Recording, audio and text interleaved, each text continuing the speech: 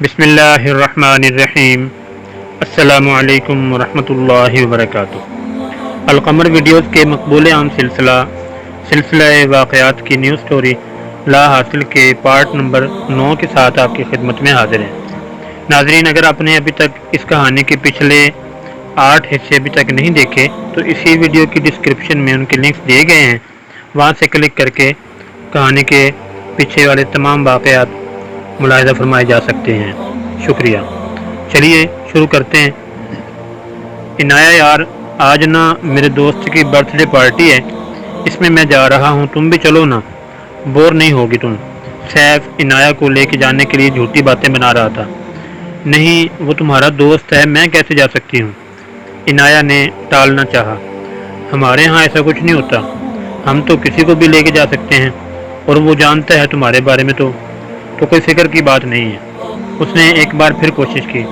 Okay, چلی جاؤں گی۔ جانا کب ہے؟ عنایہ تو خود جانا چاہتی تھی، اس لیے فوراً مان گئی۔ ابھی 12 بجے ہیں، ابھی جانا ہے، پارٹی 2 بجے ہے کیفے میں، اس نے پلان بتایا۔ اوکے ٹھیک ہے چلو۔ عنایہ اس کے ساتھ چل دی۔ دونوں یونیورسٹی سے باہر آ گئے تو سیف کی گاڑی میں بیٹھے۔ جیسے ہی عنایہ بیٹھی تو تھوڑی دور جا کر سیف نے گاڑی روکی اور عنایہ کے منہ پر کسی نے پیچھے سے رومال رکھا جس میں بے ہوشی کی دوائی تھی۔ عنایہ بے ہوش ہو چکی تھی اور سیف اسے لیے اپنے باس کے اڈے پر آ گیا، اور وہ اڈا سلیمان کا ہی تھا۔ باس، یہ ہے وہ لڑکی میں لے آیا۔ سیف اپنے دانت نکال رہا تھا۔ واہ میرے شیر، اس حسین مکھڑے کو تو بہت پیسے ملیں گے۔ سلیمان عنایہ کے قریب آیا، اسے ہاتھ لگانے ہی والا تھا کہ کسی نے اسے آواز دی تو وہ اس جانب پھر گیا۔ سیف نے عنایہ کو کرسی پر بٹھا دیا۔ اب ایک منٹ، تو نے مجھے کیوں نہیں بتایا کہ تو اس کو کڈنیپ کرنے والا ہے؟ جنید اس کی طرف آیا اور اس کا کالر پکڑ کر غصے سے کہا، تمہیں کیا ہے؟ تو نے کیا کرنا تھا؟ اس کے ساتھ سیف نے اپنا کالر چھڑاتے ہوئے کہا، اس لڑکی کی وجہ سے میری بہت بے عزتی ہوئی تھی، میں اسے ایسی سزا دینا چاہتا تھا کہ یہ پچھتاتی مجھ سے پنگا کرنے پر تو نے سب خراب کر دیا۔ جنید نے اس کے ناک پر مکہ مارتے ہوئے کہا تو دونوں لڑنے لگ گئے۔ تبھی سلیمان نے آ کر دونوں کو چھڑوایا۔ یہ کیا کر رہے ہو تم دونوں؟ پاگل ہو؟ ابھی جو کام ہو رہا ہے اس پر دھیان دو۔ اور جنید، تمہارے تو باپ کی وجہ سے میں تمہیں یہاں آنے دیا، کیونکہ راحت سائیں میرا دوست ہے۔ عنایہ کو ہوش آ چکا تھا، مگر پھر بھی وہ ویسے ہی پڑی رہی اور وہ ان سب کا ایک ایک لفظ سن رہی تھی۔ ابے چل، میرے باپ ہی کی وجہ سے تو یہ دھندا کر رہا ہے، ورنہ تیری اتنی اوقات نہیں کہ تو اتنا بڑا کام کر سکے۔ جنید نے کافی بدتمیزی سے کہا اور وہاں سے چلا گیا۔ کمینہ، اور تم اس لڑکی کو اسی کمرے میں چھوڑ کر آؤ، سلیمان نے سیف کو کہا تو وہ عنایہ کو لے کر چلا گیا۔ چلو چلو، سب لڑکیوں کو ٹرک میں شفٹ کرو، سب اٹھو، چلو، سلیمان نے اونچی آواز میں سب کہا۔ تبھی حیدر بھی تانیہ کے ساتھ آ گیا۔ آگے تم لوگ چلو، کام شروع کرو۔ حیدر تم جاؤ اور ٹرک کو دیکھو، اور راستے میں تم نے ڈرائیور کے ساتھ آگے بیٹھنا ہے۔ سیف عنایہ کو وہاں چھوڑ کر جا چکا تھا۔ اس کے جاتے ہی عنایہ نے اپنی آنکھیں کھولی تو وہ شوق رہ گئی کہ اس کمرے میں 50 کے قریب لڑکیاں تھیں، کوئی 10 سال کی تو کوئی 20 سال کی۔ عنایہ نے دیکھا سبھی بے ہوش تھیں، بس ایک لڑکی تھوڑی تھوڑی ہوش میں تھی۔ عنایہ فوراً اس کے پاس آئی۔ ہیلو، تم سن رہی ہو؟ اٹھو، عنایہ نے اس کے منہ پر ہاتھ مارتے ہوئے کہا تو وہ تھوڑی سی ہوش میں آئی۔ تم ٹھیک ہو نا؟ عنایہ نے اس سے پوچھا اور اسے اٹھا کر بٹھایا۔ تم یہاں کیسے آئی؟ عنایہ نے پوچھا۔ اب وہ لڑکی مکمل ہوش میں تھی۔ میں کہاں ہوں، میں تو چاچو کے گھر جا رہی تھی، پھر کسی نے میرے منہ پر رومال رکھا اور پھر مجھے یاد نہیں کیا ہوا۔ اف یا اللہ، وہ لڑکی اپنے سر کو تھامتے ہوئے بولی، مجھے بھی ایسے ہی لے کر آئے ہیں، پر میں بچا لوں گی، تم میرا ساتھ دو گی نا؟ عنایہ نے اس کی آنکھوں میں آئے سوالوں کو دیکھ لیا تھا۔ پھر عنایہ اٹھی اور ادھر ادھر دیکھنے لگی۔ تبھی اسے ایک ہول نظر آیا تو وہ اس کی طرف بڑھ گئی۔ اس نے ہول میں سے دیکھا تو 2 آدمی نظر آئے جو کہ کچھ بات کر رہے تھے۔ عنایہ نے جلدی سے اپنا فون نکالا، جا کر اس نے اپنی اپر کے نیچے پہنی شرٹ میں رکھا ہوا تھا، اور ویڈیو بنانے لگی۔ جو وہ بول رہے تھے اسے سن کر عنایہ خوف کے مارے کانپ گئی۔ ویڈیو بنا کر اس نے موبائل چھپایا اور اسی لڑکی کے پاس آ گئی۔ اچھا، مجھے لگ رہا ہے کوئی آ گیا ہے، تم بے ہوش ہو جاؤ، ہلنا نہ ورنہ ماری جاؤ گی۔ عنایہ بھی اپنی جگہ جا کر لیٹ گئی۔ کوئی لڑکی اندر آئی وہ تانیہ تھی، اس کے ساتھ کوئی اور بھی لوگ تھے۔ دیکھتے دیکھتے وہ سب لڑکیوں کو اٹھا کر باہر لے کر جا رہے تھے۔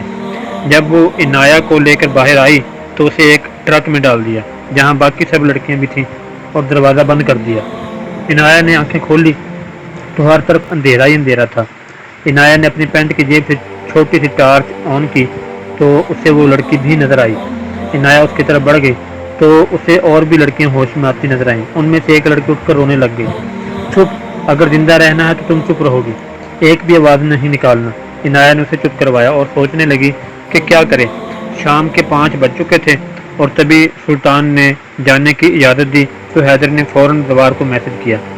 حیدر نے سارا سلطان کا پلان بتا دیا کہ کہاں جانا ہے اور کب نکلنا ہے۔ زوار میسج ملتے ہی ساری ٹیم کے ساتھ نکل آیا۔ وہ راستے میں ان کو پکڑنے والے تھے۔ 7 بجے کے قریب ٹرک نکل گیا۔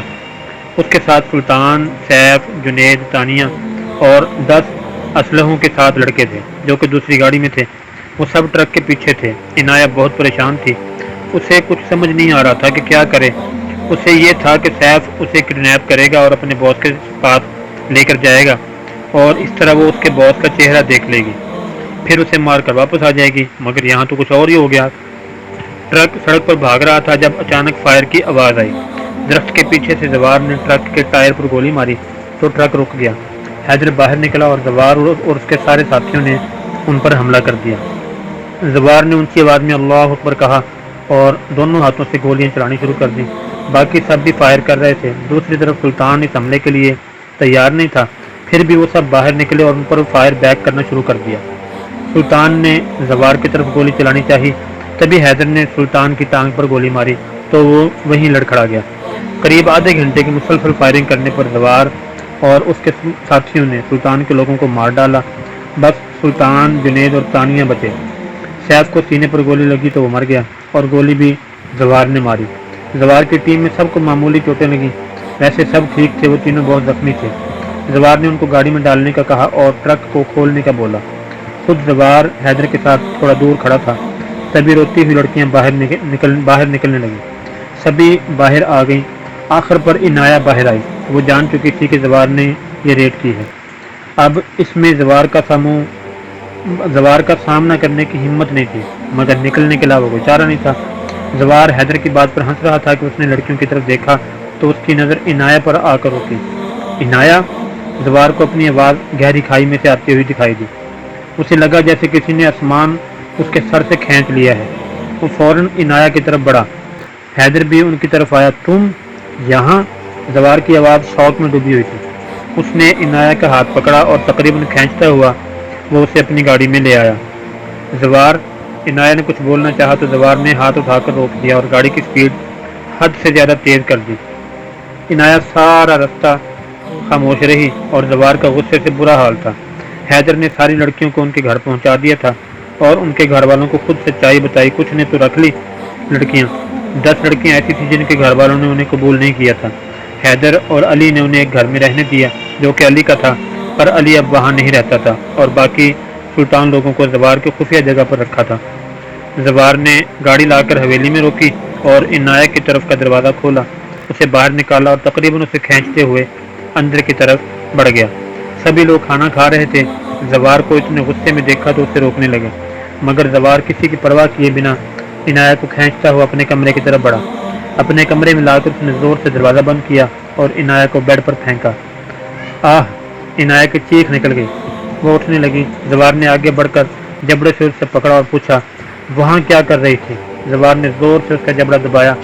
چھوڑو جنگلی آدمی! عنایہ نے اس کا ہاتھ زبردستی ہٹایا۔ کیا کر رہی تھی تم وہاں؟ بولو! زوار غصے سے چلایا۔ میں بتاتی ہوں، سنو تو صحیح۔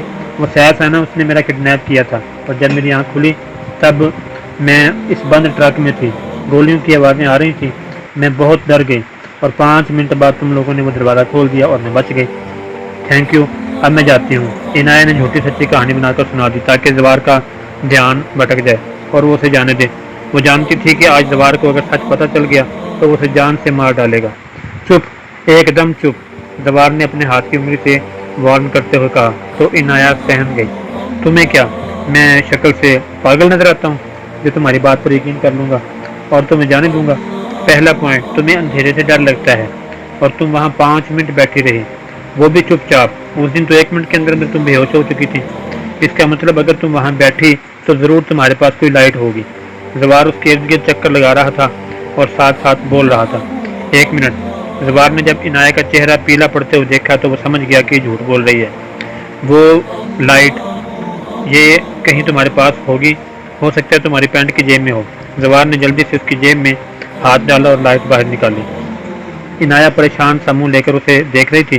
اب دوسرا پوائنٹ، جب میں نے بولا تھا کہ سیف سے دور رہو تو تم نے بولا تھا میں جو کر رہی ہوں کرنے دو، مطلب کہ تم کہیں نہ کہیں جانتی تھی کہ وہ اچھا انسان نہیں ہے، تو پھر تم نے اسے دوستی کیوں کی؟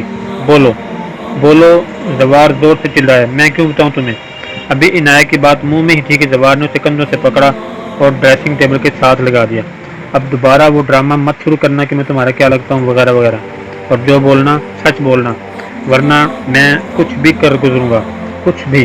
زوار نے اس کی آنکھوں میں دیکھ کر بولا، اس کے کندھوں کو اتنی زور سے دبایا کہ عنایہ کی چیخ نکل گئی۔ اوکے بتاتی ہوں، پہلے چھوڑو تو صحیح، عنایہ نے آخر ہار مانتے ہوئے کہا۔ وہ جان چکی تھی کہ اب سچ بتائے بنا جان نہیں چھوٹنی۔ زوار نے اسے چھوڑا اور دور جا کر کھڑا ہو گیا اور اس کے بولنے کا انتظار کیا۔ تبھی باہر سے سلمہ بیگم اور دادی جان کی آواز آئی، بیٹا کیا بات ہے، تم کیوں عنایہ پر غصہ کر رہے ہو؟ دادی جان نے کہا، آپ جائیے سب یہاں سے، میں اپنی بیوی سے بات کر رہا ہوں، کسی کو کوئی مسئلہ ہے؟ زوار نے غصے سے کہا تو دادی جان اور سلمہ بیگم چلی گئی۔ بولو، میں انتظار کر رہا ہوں۔ زوار پھر سے اس کی جانب متوجہ ہوا۔ میں نے جان بوجھ کر سیف سے دوستی کی تھی، مجھے پتا تھا کہ وہ غلط کام کرتا ہے اور لڑکیاں بیچتا ہے، میں یہ بھی جانتی تھی کہ وہ کسی سلطان نامی شخص کے لیے کام کرتا ہے۔ عنایہ نے بات بتانی شروع کی۔ زوار غور سے سن رہا تھا۔ آگے بولو۔ پھر جمعرات والے دن میں نے اس کی باتیں سن لی تھی، وہ سلطان سے بات کر رہا تھا مجھے کڈنیپ کرنے کی، میں آج جان بوجھ کر کڈنیپ ہوئی۔ عنایہ اپنے ہاتھوں کی انگلیاں مروڑ کر سب بتا رہی تھی۔ اوہ میرے اللہ، کس طرح کی نالائق بیوی دی ہے جس نے اپنا کڈنیپ خود کروایا۔ تم پاگل تو نہیں؟ مجھے تو یہ سمجھ میں نہیں آ رہی اس سب کے پیچھے تمہارا مقصد کیا ہے، بتاؤ، تم وہاں کیوں جانا چاہتی تھی؟ زوار نے اپنے بالوں میں ہاتھ پھیر کر کہا، مجھے اپنی ماما کے قاتل کا پتہ لگانا تھا، اور مجھے یاد ہے میں نے اسی سلطان کو اس دن 10 سال پہلے اس جگہ دیکھا تھا جیسے آج تم نے پکڑا ہے۔ اس دن وہاں پر 2-4 لوگ تھے جس میں سے میں نے اسی کو دیکھا اور اسی کا بس نام یاد تھا مجھے، میں بس اسے مارنا چاہتی تھی۔ عنایہ کی آواز بہت بھاری تھی اور آنکھوں میں آنسو بھی تھے۔ تم وہاں تھی؟ زوار نے حیرانگی سے پوچھا اور عنایہ کے قریب آیا۔ ہاں میں بدقسمت بیٹی وہاں تھی، پر میں انہیں نہیں بچا پائی، میں نے انہیں ہاتھوں سے بہت کوشش کی کہ میں وہ دروازہ کھول پاؤں مگر میں نہیں کر پائی، میں کتنی کوشش کی تم سب کو بتانے کی، کسی نے میری بات نہیں مانی۔ عنایہ زاروں کی طرح رونے لگی اور بے اختیار زوار کے سینے سے آ لگی۔ زوار شوق میں تھا، وہ یہ سب نہیں جانتا تھا۔ عنایہ تم نے مجھے کیوں نہیں بتایا؟ زوار نے عنایہ سے پوچھا، تم کون سا یقین کر لیتے؟ اب بھی چھوڑو ان باتوں کو، میں جا رہی ہوں اپنے کمرے میں، عنایہ اس سے دور ہو کر کہا اور بنا زوار کی بات سنے وہاں سے نکلنے لگی۔ جو بھی ہے، تم نے اپنی زندگی کی سب سے بڑی بے وقوفی کی ہے وہاں جا کر، یہ پاکستان ہے لندن نہیں، میں تمہاری یہ غلطی کبھی معاف نہیں کروں گا، تم بہت زیادہ ڈس اپوائنٹ کیا ہے تم نے، زوار نے کہا۔ تو عنایہ بنا کوئی جواب دیے وہاں سے نکل گئی۔ زوار خالی نظروں سے دروازے کو دیکھ رہا تھا۔ عنایہ اپنے کمرے میں آ کر بہت روئی، اپنی ماں کی تصویر کو گلے سے لگا کر آج وہ دل کھول کر روئی، وہ وہیں روتے روتے سو گئی۔ اگلے دن صبح جب وہ اٹھی تو اس کے موبائل کی میسج ٹون بجی، اس نے دیکھا تو کوئی ان نون نمبر تھا۔ ہیلو مائی سویٹ ہارٹ، کیسی ہو؟ عنایہ نے پڑھا تو وہ تھوڑی کنفیوز ہو گئی، اسے لگا کوئی فرینڈ ہے۔ کون؟ عنایہ نے رپلائی دیا، تمہارا سب کچھ، آگے سے رپلائی آیا، تم جو کوئی بھی ہو خبردار جو مجھے دوبارہ میسج کیا۔ عنایہ نے اپنے بالوں کو باندھتے ہوئے جواب دیا اور چینج کرنے چلی گئی۔ پھر نیچے ناشتے کی ٹیبل پر آ گئی، وہاں سب بیٹھے ناشتہ کر رہے تھے۔ عنایہ نے نظریں اٹھائیں تو زوار سامنے بیٹھا نظر آیا، دونوں کی نظریں ایک پل کو ملی پر زوار نے نیچے کر لی۔ عنایہ کو وہ ناراض لگا۔ ہادی بیٹے، تم آج لالا شبیر کے مسئلے کو دیکھو، کافی دفعہ وہ حویلی آ چکا ہے، اس کے مسئلے کا حل نکالو۔ دادا جی نے ہادی کی طرف دیکھ کر کہا، جی دادا جی، وہ تو میں دیکھ لوں گا، پر آج ماں جی نے بولا تھا کہ انہیں شادی کی شاپنگ کے لیے میں شہر لے چلوں۔ ہادی نے اپنا مسئلہ بتایا، کوئی مسئلہ نہیں، شہر تو حیدر لے جائے گا، تم جاؤ۔ دادا جی نے حل نکالا۔ سبھی ناشتہ کر چکے تھے۔ کیا آج یونیورسٹی نہیں جانا تم لوگوں نے؟ عنایہ نے ہانی کی طرف دیکھ کر حیرانگی سے پوچھا، کیونکہ ابھی تک وہ چاروں ریڈی نہیں ہوئی تھی۔ نہیں، آج نہ تو ہم اور نہ ہی تم یونیورسٹی جاؤ گی، آج ہم سب تائی جی اور سلمہ چچی کے ساتھ شاپنگ کرنے جا رہے ہیں۔ ہانی نے چہکتے ہوئے کہا، اف، میں نہیں جا رہی، مجھے بہت چڑ ہے شاپنگ سے۔ عنایہ نے ہاتھ اٹھاتے ہوئے کہا۔ زوار اپنے کمرے میں جا چکا تھا۔ عنایہ بیٹے کیوں نہیں جاؤ گی، یہی تو خوشیاں ہوتی ہیں، تم چلو، بہت مزہ آئے گا اور ہمیں اچھا بھی لگے گا۔ سلمہ بیگم چائے کے کپ لے کر آئی، پر چاچی، عنایہ نے منع کرنا چاہا، پر ان سب کے چہروں پر آئی خوشی کو دیکھ کر اوکے بول دیا۔ وہ اب ان کا دل نہیں دکھانا چاہتی تھی، سب لڑکیاں تیار ہو کر آ چکی تھیں، بس عنایہ آنے والی تھی۔ اف اللہ، آپ سب ایک گاڑی میں کیسے جائیں گے؟ حیدر نے جب سب کو تیار دیکھا تو بڑک اٹھا۔ میں شہر جا رہا ہوں کچھ کام کے لیے، کچھ تم میں سے میری گاڑی میں آ جاؤ۔ زوار موبائل پر ٹائپ کرتے ہوئے بولا اور اپنی گاڑی کی طرف بڑھ گیا۔ سلمہ بیگم، شادیہ بیگم اور سعدیہ بیگم حیدر کی گاڑی میں بیٹھ گئی۔ جب بھاگتی ہوئی زنیرہ بیگم بھی آئی اور حیدر کی گاڑی میں بیٹھ گئی۔ غضب خدا کا، تم لوگ مجھے لانا بھول گئی، حد ہو گئی، اکلوتی پھوپھو ہوں میں۔ زنیرہ بیگم منہ بناتے ہوئے بولی۔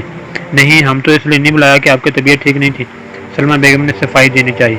بس رہنے دو بہن، سب جانتی ہوں میں، زنیرہ بیگم نے ٹوکتے ہوئے کہا اور بائیں کی طرف دیکھنے لگ گئی۔ عنایہ اپنی وہی پینٹ شرٹ والی ڈریسنگ کیے ہاتھ میں موبائل پکڑے دانیال سے بات کرتی ہوئی آ رہی تھی۔ جب دو گاڑیوں کو تیار دیکھا، منال لوگ زوار کی گاڑی میں بیٹھ رہے تھے اور حیدر کی گاڑی فل تھی۔ عنایہ زوار کی گاڑی کی طرف بڑھ گئی کہ زونیا آگے بیٹھنے کے لیے دروازہ کھول رہی تھی۔ عنایہ بنا کچھ بولے پچھلی سیٹ پر بیٹھ گئے۔ زوار نے جب یہ سب دیکھا تو اس کو غصہ آ گیا۔ اوہ سو سوری عنایہ، میں تمہاری جگہ پر بیٹھ گئی۔ زونیا نے جان بوجھ کر بات شروع کی۔ رہنے دو زونیا، جنہیں انسانوں کی پرواہ نہ ہو انہیں جگہ کی کیسے ہو سکتی ہے؟ زوار نے شیشے سے عنایہ کو دیکھتے ہوئے کہا۔ وہ بھی اسے ہی دیکھ رہی تھی۔ زوار نے گاڑی چلا دی۔ زونیا بہت خوش تھی کہ وہ زوار کے ساتھ بیٹھی ہوئی ہے۔ عنایہ سپاٹ چہرے کے ساتھ باہر دیکھ رہی تھی اور زوار خاموشی سے گاڑی چلا رہا تھا۔ قریب 1 گھنٹہ بعد گاڑی ایک خوبصورت مال کے پاس ہارون نواز آ کر رکی۔ سب لوگ باہر آ گئے اور مال کی طرف بڑھ گئے۔ اچھا ماں جی، میں کچھ کام کر کے آتا ہوں، آپ تب تک شاپنگ کر لیں۔ زوار سلمہ بیگم کو کہتا ہوا واپس گاڑی میں بیٹھ کر چلا گیا۔ سبھی مال میں داخل ہو گئیں اور اپنی اپنی شاپنگ کرنے لگیں۔ عنایہ کو ویسے تو کچھ لینا نہیں تھا، مگر پھر بھی وہ ایک جینٹس کی دکان میں چلی گئی۔ عنایہ وہاں پر لگی واچز کی طرف آ گئی۔ اسے ایک واچ بہت اچھی لگی تو اس نے وہ پیک کرنے کو کہا۔ واہ جی واہ، یہ سب کس لیے؟ کوئی بوائے فرینڈ کے لیے؟ ویسے تم انہی کے لیے لے سکتی ہو، کون جانے کتنے ہیں، زونیا نے کافی بدتمیزی سے کہا۔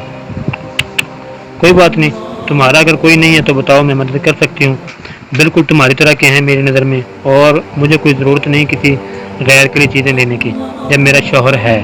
عنایہ نے اس کی طنز کا اسی کو واپس کرتے ہوئے جواب دیا۔ ہاں ہاں، شوہر جس کو تم مانتی نہیں ہو اور جس کی تمہیں پرواہ بھی نہیں ہے، اور آج دیکھا جیسے اس کی گاڑی میں فرنٹ سیٹ پر بیٹھی ہوئی ہوں ویسے ہی میں اس کی زندگی میں بھی آ جاؤں گی۔ زونیا نے عنایہ کا مذاق اڑاتے ہوئے کہا۔ ارے چلو بھاڑ میں جاؤ، تمہاری جیسیوں کو تمہیں 2 منٹ میں اپنے پیروں کے نیچے کچل کر رکھ دوں۔ عنایہ نے اس کے پیر پر اپنی ہیل رکھتے ہوئے کہا اور کاؤنٹر کی جانب بڑھ گئی۔ بل پے کر کے دوسری دکان میں چلی گئی۔ یہاں آئے اسے 2 گھنٹے ہو چکے تھے، سب شاپنگ کر رہے تھے اور عنایہ بور ہاتھ میں وہی ایک گھڑی والا بیگ پکڑے کھڑی تھی۔ کیا ہوا بھابھی جی، یہاں ایسے کیوں کھڑی ہیں؟ حیدر نے اسے اکیلے کھڑا دیکھا تو اس کی جانب آ گیا۔ بور ہو رہی ہوں، عنایہ نے منہ بنا کر کہا۔ چلو آؤ، تمہیں ایک بہت اچھا سا برگر کھلاتا ہوں، حیدر نے کہا اور اسے لیے آگے بڑھ گیا۔ ارے منال لوگوں کو تو لے لو، عنایہ نے کہا اور انہیں آواز لگا دی، اور پھر پانچوں مل کر برگر پوائنٹ پر چلے آئے۔ حیدر بھائی، یہ تو آپ نے اچھا کیا جو یہاں لے آئے، قسم لے لو بہت بھوک لگی تھی، میرے لیے 2 برگر منگوانا، آمنہ نے کہا۔ ہاں مجھے پتا تھا کہ میری موٹی بہن کو بھوک لگی ہوگی، اس لیے لے آیا یہاں، حیدر نے سارا کریڈٹ خود لے لیا۔ آمنہ، ولیمے کا سور تو ابھی تک پسند ہی نہیں آیا، بس عنایہ کو لیا ہے، سلمہ چچی نے ہمارا رہتا ہے، اس کے بعد اب وہی پسند کرنا ہے، ہانی نے برگر کھاتے ہوئے کہا۔ ویسے عنایہ آپ پر بلو کلر بہت اچھا لگے گا، اور وہ ڈریس بہت ہی پیارا ہے، آمنہ نے بائٹ لیتے ہوئے کہا۔ عنایہ ان سب کو اتنا آپس میں خوش دیکھ کر اپنے ان دنوں کو یاد کر رہی تھی جب وہ اکیلی ہوا کرتی تھی اور کیسے اس نے سعدیہ بیگم کے ساتھ وقت گزارا۔ یہ بس وہ اور اس کا خدا جانتا تھا۔ اپنی ماں کا خیال آتے ہی اس کی آنکھ بھر آئی۔ اس نے انگلی سے آنکھ کا کنارہ صاف کیا تاکہ کسی کو پتہ نہ چل جائے، اور وہ مسکرا دی۔ دور سے زوار نے اسے ایسا کرتے ہوئے دیکھ لیا تھا۔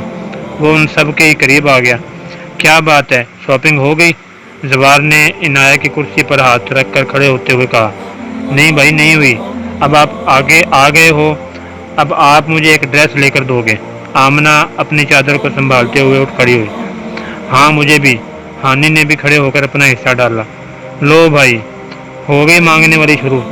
آج تو آپ کا والٹ خالی سمجھو، حیدر نے ہنستے ہوئے کہا۔ مانگنا کیسا، یہ تو حق ہے ان کا، اور ان کے چہرے کی مسکراہٹ کے لیے کنگال بھی ہو سکتا ہوں میں۔ زوار نے حیدر کے سر پر تھپڑ لگاتے ہوئے کہا۔ چلو آؤ، تم سب جو لینا ہے لے لو۔ زوار نے ان سب کو کہا تو تینوں چل دیں۔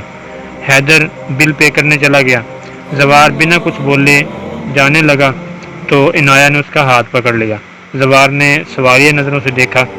وہ مجھے پتہ ہے کل جو بھی ہوا اس میں تھوڑی سی میری غلطی تھی، مجھے ایسے ہی نہیں چلے جانا چاہیے تھا، اور میں نے تم سے بہت روڈلی بھی بات کی تھی، حتیٰ کہ تم نے میری جان بچائی تھی، سو اس کے لیے سوری، عنایہ نے آنکھیں جھکاتے ہوئے کہا۔ زوار کو وہ اس وقت بہت کیوٹ لگی۔ اس نے اپنی مسکراہٹ چھپاتے ہوئے کہا، تمہیں پتہ ہے میں کل ساری رات سو نہیں سکا، یہی سوچ کر کہ اگر کل میں وقت پر نہ پہنچ پاتا تو کیا ہوتا، آج تم اس طرح میرے پاس کھڑی نہ ہوتی۔ زوار نے اس کے ہاتھ پر ہاتھ رکھتے ہوئے کہا، تم ناراض ہو نا مجھ سے، تو اس کے لیے یہ گفٹ ہے، میں جب بھی کسی کو مناتی ہوں ایسے ہی گفٹ دے کر مناتی ہوں۔ عنایہ نے اپنا ہاتھ چھڑوا کر گفٹ دیتے ہوئے کہا۔ گفٹ؟ اوکے۔ زوار نے حیرانگی سے ڈبہ کھولا تو اس کے اندر سے ایک خوبصورت واچ نکلی۔ زوار نے مسکراتے ہوئے وہ گھڑی پہن لی۔ ویسے تم اگر کمرے میں مناتی تو میں اچھے طریقے سے شکریہ ادا کر پاتا، زوار نے عنایہ کی ناک دبا کر کہا۔ عنایہ چڑ گئی۔ بھابھی جی، کیا آپ نے اپنے شوہر کے پیسے نہیں لگوانے؟ حیدر نے جب ان کو دیکھا تو اس کی طرف آ گیا۔ نہیں، مجھے کچھ نہیں لینا، عنایہ نے کہا۔ ایسے کیسے نہیں لینا؟ چلو آؤ، میں خود اپنی پسند سے دلواتا ہوں۔ زوار اس کا ہاتھ پکڑ کر کھینچتے ہوئے منال لوگوں کے پاس لے آیا۔ حیدر بھی ساتھ ہی تھا۔ زونیا اس طرح ان دونوں کو دیکھ کر جل کے رہ گئی۔ پھر سب نے مل کر شاپنگ کی۔ زوار نے عنایہ کو زبردستی چیزیں لے کر دیں۔ قریب 5 بجے کے سب لوگ واپس حویلی آ گئے۔ اب خواتین بیگ کھولے سب چیزوں پر تبصرے کر رہی تھیں۔ اسی طرح دن گزرتے رہے۔ عنایہ کا رویہ سب لوگوں کے ساتھ اچھا ہونے لگا۔ سب لوگ شادی کی تیاریوں میں مصروف تھے۔ شادی میں 1 دن ہی بچا تھا۔ حویلی میں سب مصروف تھے۔ زوار اپنے کیس کو حل کرنے میں لگا ہوا تھا جو ابھی حل نہیں ہو پا رہا تھا۔ سلطان کو پکڑا تھا، پر لاکھ کوشش کے باوجود بھی وہ کچھ نہیں بتا رہا تھا۔ پچھلے 2 دنوں سے مسلسل ڈھولکی رکھی جا رہی تھی، اور آج بھی شام میں ڈھولکی کا پلان تھا، کیونکہ کل مہندی تھی۔ تینوں دلہنوں کو مایوں بٹھا دیا گیا تھا اور تینوں پیلے جوڑے پہنے ہوئے تھیں۔ پوری حویلی لائٹوں اور پھولوں سے سجی ہوئی تھی۔ عنایہ اپنے کمرے میں بیٹھی ناول پڑھ رہی تھی، تبھی اس کے فون کی گھنٹی بجی۔ اس نے بنا دیکھے ہی کال اٹھا لی۔ ہیلو، کون؟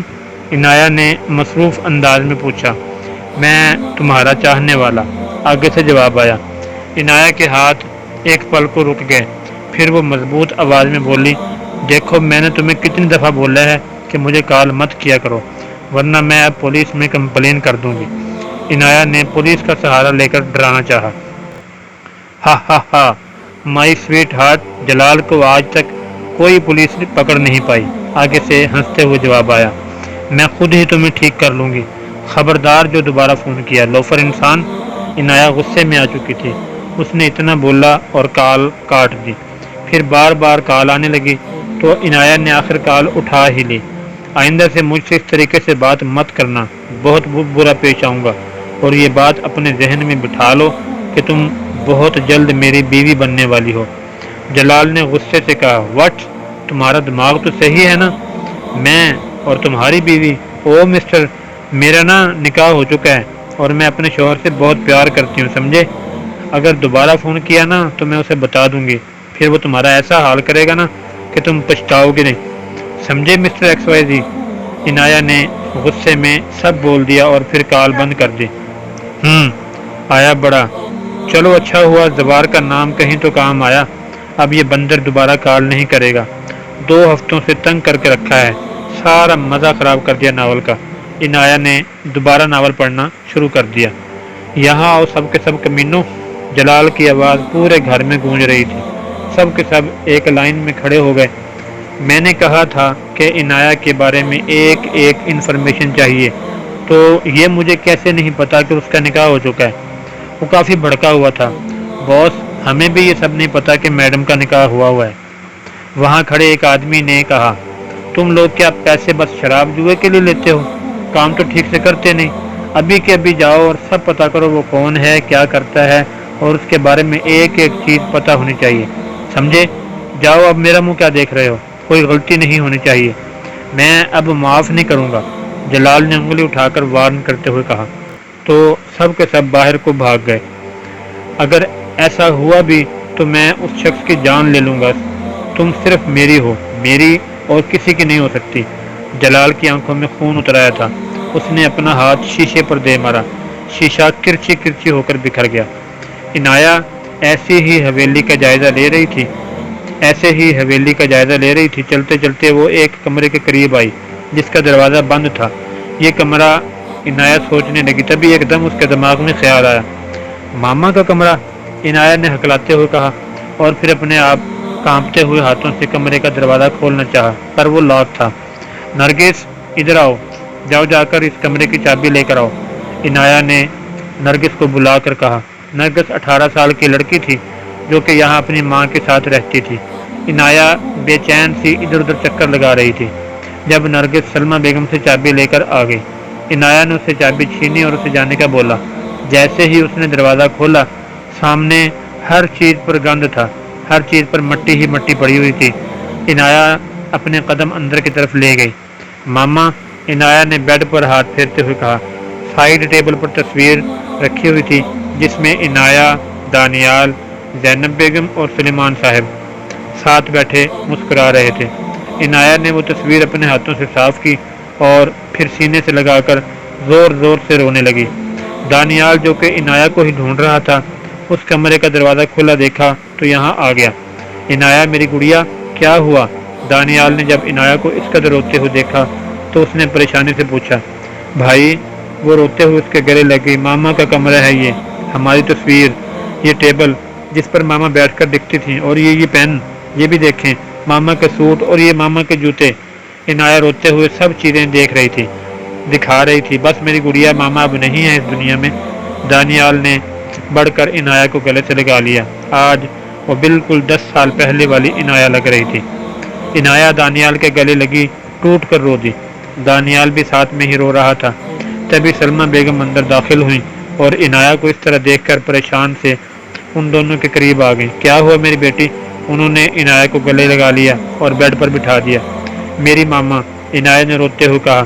دانیال اس طرح اسے نہیں دیکھ پا رہا تھا تو اپنے آنسو صاف کرتا اس کی دوسری سائیڈ آ گیا۔ عنایہ میری بیٹی، یہ سب ہونا ہی تھا، اللہ کو یہی منظور تھا۔ زینب کی اتنی ہی زندگی تھی، وہ تو اللہ کی نیک بندی تھی، اللہ نے اسے واپس بلا لیا۔ ہم اللہ کے کاموں میں تو دخل نہیں دے سکتے نا، اور اگر آج وہ زندہ ہوتی تو کیا تمہیں ایسے دیکھ کر خوش ہوتی نہیں نا؟ سلمہ بیگم نے اس کی طرف دیکھ کر کہا تو عنایہ نے نام میں سر ہلایا۔ ہم سب تمہارے اپنے ہی ہیں بیٹا، تم دونوں اس خاندان کا خون ہو، میں تمہاری ماں کی ہی جگہ ہوں، تم بس خوش رہو، اور چلو نیچے، آج ڈھولکی ہے نا، اس کی تیاری کرو۔ سلمہ بیگم نے اسے الگ کرتے ہوئے کہا تو عنایہ بیڈ سے کھڑی ہو گئی۔ میں نہیں مانتی کہ آپ لوگ میرے اپنے ہو، آپ نے ابھی مجھے سنبھالا، اس کا شکریہ، مگر میں نہیں مانتی کہ آپ سب حویلی والے میرے اپنے ہو، تو پلیز مجھے یہ جھوٹی تسلیاں تو مت ہی دیں۔ اپنے ہوتے تو آج میری ماں کا کمرہ بند نہ ہوتا، اتنا گندا نہ ہوتا۔ نرگس، عنایہ اتنا بول کر دروازے میں کھڑی ہو کر نرگس کو آوازیں دینے لگی۔ وہ دوڑی دوڑی چلی آئی۔ یہ کمرہ آج سے کھلا رہے گا، اور جاؤ کسی کو ساتھ لا کر سارے کمرے کی صفائی کرو، جلدی جاؤ، عنایہ نے اس سے کہا۔ دانیال لمبا سانس لیتا ہوا باہر چلا گیا۔ سلمہ بیگم بھی بنا کچھ کہے باہر نکل گئیں۔ ابھی دادی جی کو بھی بہت سمجھانا تھا، عنایہ نے مل کر سارے کمرے کی صفائی کی۔ اس نے الماری میں سے سارے کپڑے باہر نکالے۔ بہت ہی خوبصورت کپڑے تھے، اتنے سالوں بعد بھی وہ ویسے ہی تھے۔ پھر وہ اپنے کمرے میں آ کر نہائی۔ شام ہو چکی تھی، نیچے ڈھولکی کا سارا انتظام تھا۔ کل مہندی تھی، اس لیے آج آخری ڈھولکی تھی۔ عنایہ نے اپنے موڈ کو ٹھیک کیا اور پینٹ کے اوپر بلیک ٹی شرٹ پہنے، بالوں کو کمر پر ڈالے نیچے آ گئی۔ وہ سادگی میں بہت ہی خوبصورت لگتی تھی۔ ناظرین، کہانی بھی جاری ہے، آگے کیا ہوا نوٹیفیکیشن حاصل کرنے کے لیے چینل کو سبسکرائب کرنا مت بھولیے تاکہ اس سے آپ کو اگلی قسط کا نوٹیفیکیشن بر وقت مل جائے۔ دوستو، ویڈیو آپ کو کیسی لگی کمنٹ سیکشن میں اپنے خیالات کا اظہار ضرور فرمائیں۔ ویڈیو کو لائک اور شیئر کرنا مت بھولیے، چینل کو سبسکرائب کر دیجیے۔ اپنا بہت سا خیال رکھیے، ملتے ہیں انشاءاللہ بہت جلد نیکسٹ ویڈیو میں۔ تب تک کے لیے اجازت، اللہ حافظ، السلام علیکم ورحمۃ اللہ وبرکاتہ۔